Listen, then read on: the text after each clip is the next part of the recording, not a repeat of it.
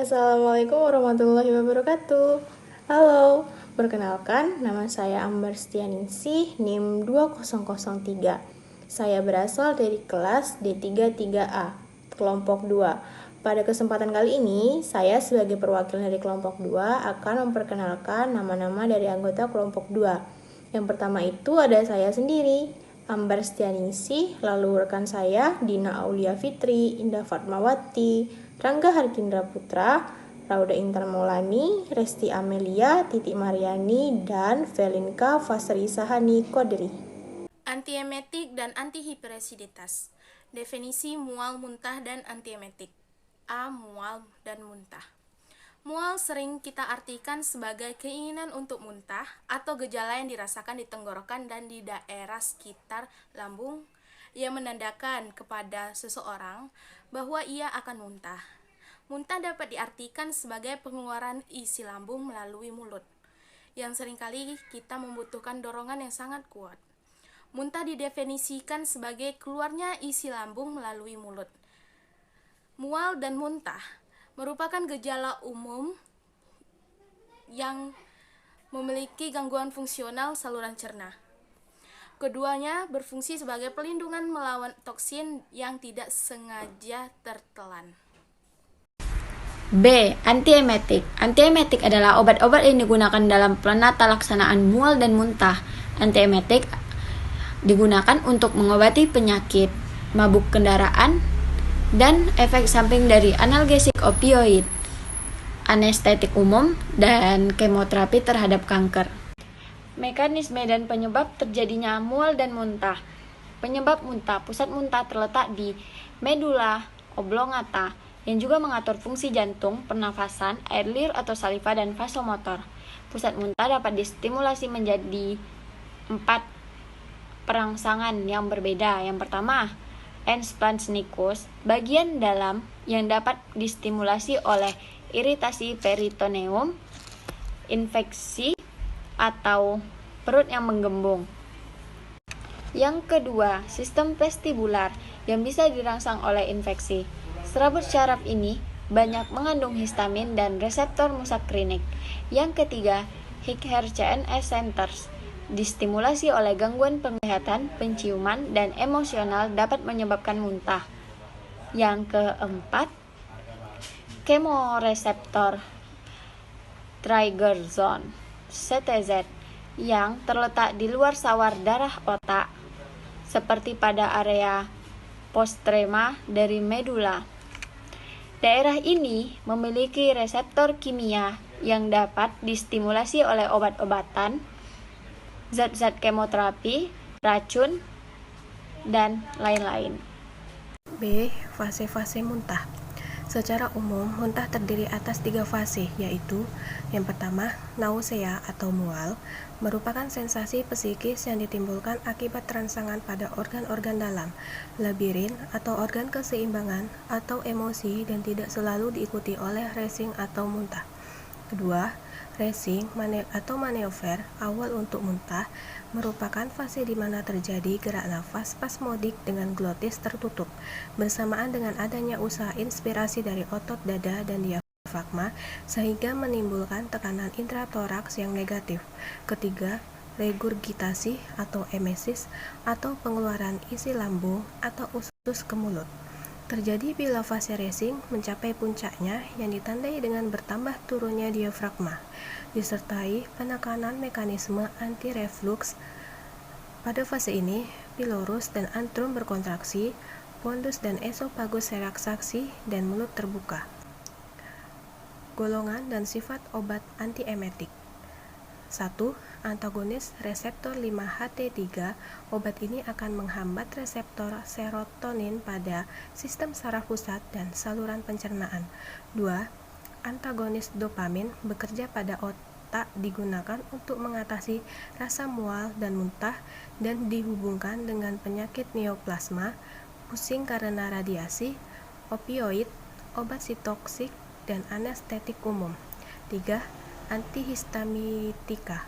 Obat ini terutama digunakan untuk mencegah dan mengobati mual dan muntah akibat mabuk darat. 4. Cannabinoid digunakan pasien dengan kakeksia, mual sitoksik, dan muntah atau karena tidak responsif pada agen lainnya. 5. Benzodiazepin.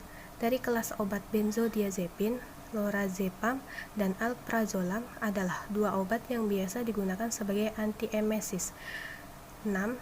Skopolamin, hikoskin, skoderm, TTS atau transdermal alkaloid belladonna ini digunakan sebagai spasmolitikum pada kejang-kejang saluran cerna dan urogenital, juga untuk premedikasi pada narkosa. 7. Antipsikotika. Di samping kerja antiopsika, sejumlah neoprotika juga berdaya antiemetik, khususnya derivat fenolin seperti prehenzin. Mekanisme obat antiemetik. Mekanisme terjadinya mual dan muntah. Dalam penanganan kemoterapi, menggunakan obat-obat yang bersifat sitotoksik. Obat sitotoksik dapat menimbulkan mual muntah melalui beberapa mekanisme. Yang pertama, pusat muntah. Yang kedua, chemoreceptor trigger zone atau CTZ. Syaraf aferen hagos yang berasal dari gastrointestinal menuju area postrema CTZ. CTZ sangat sensitif terhadap stimulus kimia yang merupakan target utama dari antiemetik. Obat sitotoksik akan mengaktifkan syaraf aferen vagus dan menghasilkan input sensori yang akan mengaktifkan otot perut, diafragma, lambung, dan esofagus untuk menimbulkan muntah. Kemudian, neurotransmitter yang berperan dalam mual muntah adalah dopamin, serotin, dan senyawa P. Reseptor dopamin, serotinin, dan senyawa P terletak di dorsal vagus, area postrema, dan gastrointestinal. Antiemetik yang digunakan dalam terapi MMK adalah antagonis reseptor 5-HT3, antagonis dopamin, dan antagonis neurokinin. R5-HT3 terikat secara selektif dan kompetitif memblok AR5-HT3 sehingga dapat mencegah infus sensori ke pusat muntah dan CTZ. Aktivitas antiemetik dan AR5-HT3 dapat tercapai dengan menghambat reseptor 5-HT3A dan 5-HT3B, baik yang terletak di sentral maupun di perifer. Obat yang termasuk golongan AR5-HT3 adalah ondosentron, dolasentron, granisentron, dan palanosentron. Kemudian definisi hiperasiditas dan antihiperasiditas. Hiperasiditas ialah di mana kondisi asam lambung meningkat secara berlebihan sehingga menimbulkan gangguan lambung.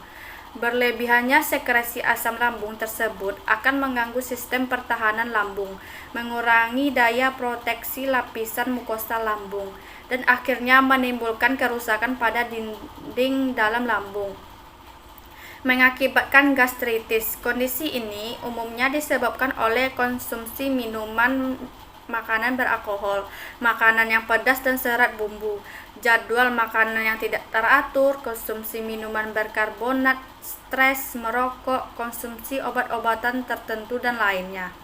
Hiperasiditas dapat menimbulkan tukak lambung yang berpotensi mengalami komplikasi serius seperti perforasi lambung.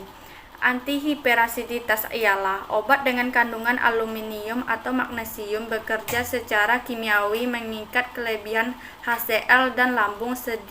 Sediaan yang mengandung magnesium menyebabkan diare karena bersifat pencahar, sedangkan sediaan yang mengandung aluminium dan menyebabkan sembelit, maka biasanya kedua senyawa ini dikombinasikan.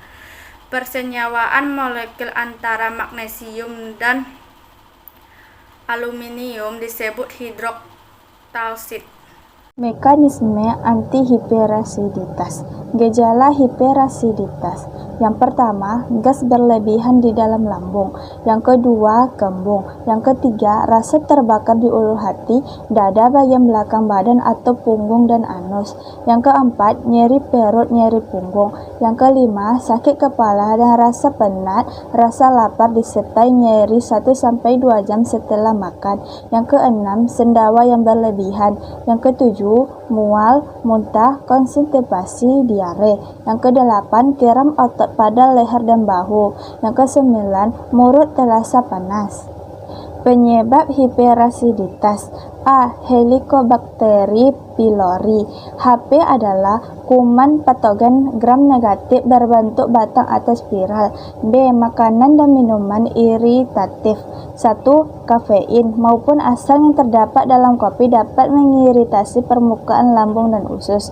2. Minuman soda mengandung CO2 sebagai penyebab lambung tidak bisa menghasilkan enzim yang sangat penting bagi proses pencernaan. Yang ketiga, makanan yang sulit dicerna dapat memperlambat pengosongan lambung.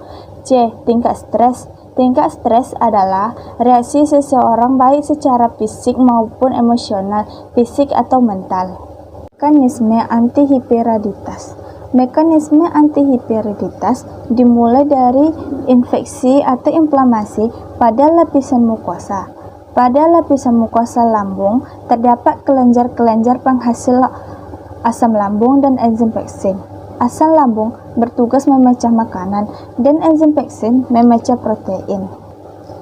Lapisan mukosa lambung diliputi oleh lapisan tebal mukus yang melindungi dari cairan asam lambung yang dapat melumerkan dan mengikis jaringan lambung di dalamnya. Ketika lapisan mukosa mengalami inflamasi produksi asam lambung, lapisan enzim peksin dan zat pelindung lainnya menjadi berkurang. Awalnya, pada fase akut, infeksi atau inflamasi yang terjadi dalam subklinik pada kebanyakan penderita.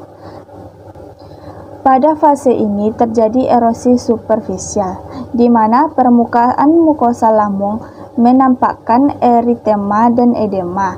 Umumnya, gastritis fase ini berkonsep akut dan cepat berakhir.